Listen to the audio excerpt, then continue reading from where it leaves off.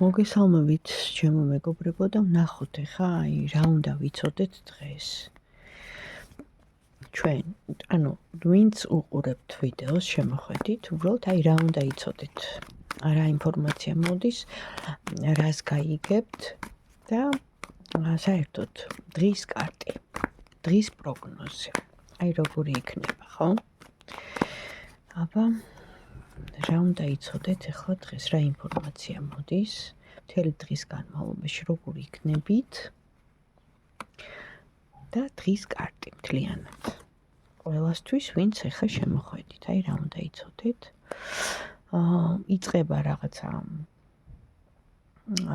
რაინდი ხმლების, საერთოდ ჩემთან ასოცირება მოდის ომიზე, ჯვარი გვწერია რაღაც ბრძოლა, რაღაც გარკვეული რადიკალური ზომების მიღება, ადამიანი რომელიც ჩაბმული ხარ რაღაც ბრძოლისკენ, ან ემზადები, ან გინდა თუ არ გინდა, უნდა ესე იგი ეს სიტუაცია, ეს საქმე გააკეთო, ხისტი ხარ, ცივი ენერგია მოდის. ეს ეხება მამაკაცს, შეიძლება თქვენი პარტნიორი იყოს, შეიძლება ბიზნეს პარტნიორი იყოს, შეიძლება რაღაც გაკავშირებდეთ, ფულთან დაკავშირებთ, რაღაცას ელოდებოდით, შეიძლება და გადაწყვეტილების მიღებაა საჭირო, ცივი გონების ჩართვა. რაღაცა, თლად კმაყოფილი არ ახართ, გესმით? ფინანსებს ეხება უფრო, იმიტომ რომ აქ ამოდის ადამიანი უფრო ფინანსური მხრივ, ხო? ასეთი მინიშნება მოდის. დღის კარტი არის ესეთი, ჩაკეტილობაა რა, არ ვიცი ხა როგორ და რანაირად, მე შემიძლია დავამატო ინფორმაციაც, ზუსტად ვკითხო, გადავამოწმო რა, მაგრამ მთლიანობაში დღეს, სახლში იყავი, გააკეთებ რაღაც ისეთ გადამწყვეტ პროიტყვიან რაღაც საქმეებს, მით უმეტეს ფინანსებს ეხება და ადამიანებს, პარტნიორებს, ვინც არიან შენ ირგვლივ, ჩაკეტვა მთლიანობაში არის ჩაკეტვა, საზღვრების ჩაკეტვა, სიტუაციის ჩაკეტვა, ან აუამინდობაა და ვერ გადიხარ, ან რაღაც ისეთი მომენტებია, რაზეც მიგანიშნებენ, რომ ესე იქნები მთელი დღის განმავლობაში და ზუსტად რაზე გვეუბნებიან, დღის კარტი ჩაკეტვა, რაზე მიგვანიშნებენ. შეიძლება თქვენი შინაგანი შიშები, ყველაფერი შეიძლება ვთქვა, იმიტომ რომ საჯარო გაშლაა, მაგრამ ზუსტად რაზე მიგვანიშნებენ ამ ჩაკეტილობას, თუ შეიძლება გითხრან საქმეებზე, იმას, რასაც მთელი დღის განმავლობაში და ყოველდღიურად აკეთებთ, რუტინა, დაღლა, მოვალეობა, პასუხისმგებლობა, რასაც აკეთებთ და გზა, სადაც დადიხართ.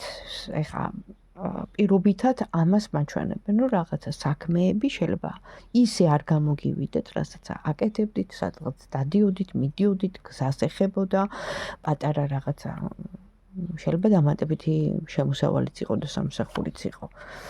და კიდევ ერთხელ მაჩვენებენ, გარიყვას სოციუმიდან, ჩაკეტილობას, სახლში ჯდომას, დაფიქრებას, სიბრძნეს, გვინდა თუ არ გვინდა, უნდა გადავეშვათ იმ საუკუნეში, ხო?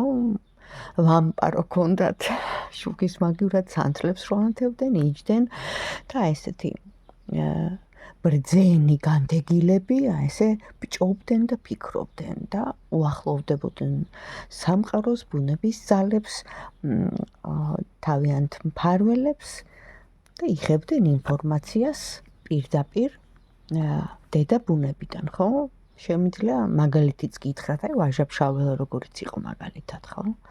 ყველა ცოცხალი არსების რო ესმოდა, იმდენად გახსნილი ქონდა ამ ადამიანს ღმერთისგან და ესეთი ცხოვრობით ცხოვრობდა, რჩეული ადამიანები, საერთოდ და გამოჩენილი ადამიანები, ყველას აქვს ეს რჩეულობა ღვთისგან მოძებული.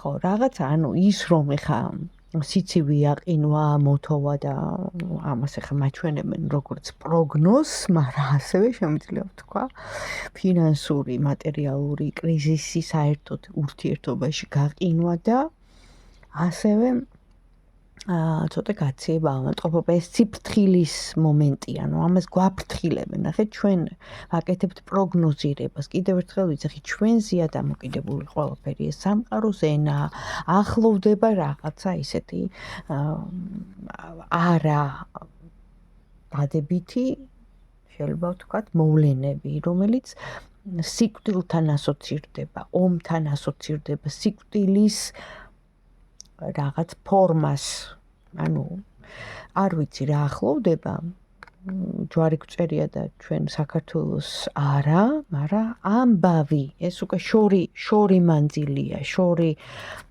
რა მნიშვნელობა აქვს სად, მაგრამ ფაქტია, რომ მიდის, ხო, აი სუმხედრები, სულის, ომზე და შიშები და შფოთვები შეიძლება გქონდეთ ამასთან დაკავშირებით, ხა რა თქმა უნდა, რო გაიგებთ რაღაცა ამბავს, ხო? არა სახარბიელოს და არა დადებით, ყველა შეგექმნებათ, ხა შიშებით, ფიქრებით, მოგეძალებათ, მაგრამ ჩვენ ხო არ შეგვეხება ამას მაინც გადავამოწმებ. ჩვენ ქვეყანას საქართველოს ხო არ შეეხება, ტრანსფორმაციაც არის სიკვდილი. არა, ჩვენ არ შეგვეხება, მაგრამ სადარაჯოზე უნდა ვიდგეთ ცივი გონებით ჩართულები. დავიცვათ როგორც ჩვენი თავი, ჩვენი ახლობლები, როგორც აი მეფე ხმლების, ხო, გაწონასწორებული, ესეთი გენერალი, პოლკოვნიკი, რა ვიცი რა შემიძლია ვთქვა, რაღაც სტრატეგი ადამიანი ცივი გონებით, რომ მარტოს ემოციებიც ცივი აქვს, იმიტომ რომ ძალიან ესეთი გონება מחვილია, ხო? ხო და აი ესეთები უნდა გავხდეთ. ცივი გონებით შევხედოთ საერთოდ ყველაფერს, რომ დავემკვიდროთ სტაბილურობა. ინფორმაცია მოდის ყველა მხრიდან და ძალიან ბევრი, ჩვენ ვერ ვასწრებთ ამის ყველაფრის გადმოცემას, თქმას და ამის გამო ხდება ხოლმე აი ეს რაღაცა როცა ტექნიკა ჭედავს, ხო?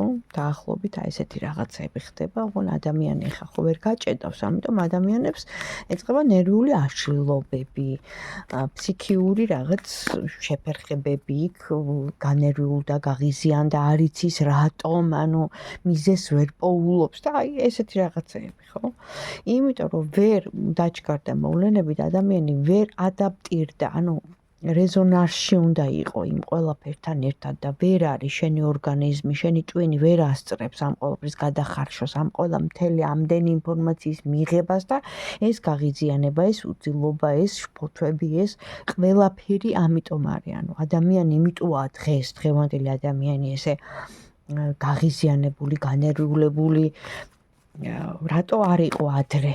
ნერვოზი საერთოდ არ იცოდა ადამიანმა სიტყვა, მე ვიცახი უკან ჩვენ წინაპრების დროს, იმიტომ რომ არ იყო ამდენი ინფორმაცია. მაშინ ჩვენი წინაპრები იღებდნენ ინფორმაციას ბუნებიდან, ომის ვარიანტი არა რაღაცა და დაპირისპირება, ესკალაცია, აი ამბავს ვიგებთ რა, რაღაცა ორი ქვეყანა, შეიძლება მეტი ქვეყანაც, მაგრამ ის სხვა ქვეყნები არ ჩანან და ხა ორი ქვეყანა რასაც გვაჩვენებენ ჩანს, მაგრამ სხვები არ ჩანან. აი ეს ამბავი იქნება. კი ბატონო. და არ შეგვეშინდეს, ვილოცოთ და ვითხოვოთ მშვიდობა. რაც მოსახდენია, ის მოხდება, კიდე მიდის გადათამაშება და რა თქმა უნდა, განხილვა ამ ყველაფრის, იმიტომ რომ ჯერ ყველაფერი არ არის გადაწყვეტილი. ვწყვიტავთ უფრო მეც ჩვენი ენერგიით, ჩვენი განზრახვით, ჩვენი ლოცვით, ჩვენი მოთხოვნით, ასე რომ ვითხოვოთ მშვიდობა. აი ამას გეტყოდით ახლა თქვენ და აი ესეთ დარიგება მინიშნებას მოგცემდით. აბა თქვენ იცით.